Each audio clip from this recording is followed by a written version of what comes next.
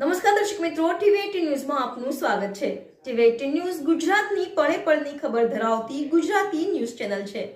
હવે જોઈએ મુખ્ય સમાચાર।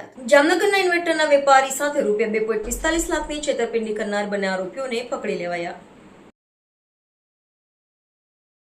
જામનગરના કૃષ્ણનગર શેરી નંબર 4 માં રહેતા અને સત્યમ કોલોની વિસ્તારમાં પ્રમુખ એન્ટરપ્રાઇઝ નામની ઇલેક્ટ્રોનિક્સની માલ સામાનની દુકાન ધરાવતા ઉમંગભાઈ મનીષભાઈ પટેલે પોતાની સાથે ઇન્વર્ટર અને બેટરીની ખરીદીના મામલે ₹2,45,000ની છેતરપિંડી કરવા અંગે ઇમરાન ઓસમાનભાઈ બાદી અને રાયમલ હાજીભાઈ ગુગા સામે ફરિયાદ નોંધાવી હતી, જે બંને આરોપીઓને CTC ડિવિઝન પોલીસે ઝડપી લીધા છે।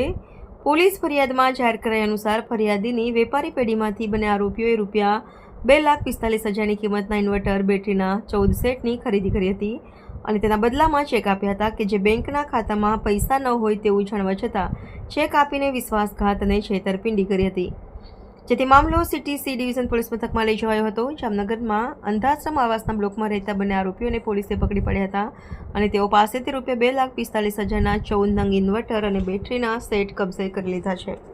ટીવી18 ન્યૂઝ ગુજરાતી, જામનગર।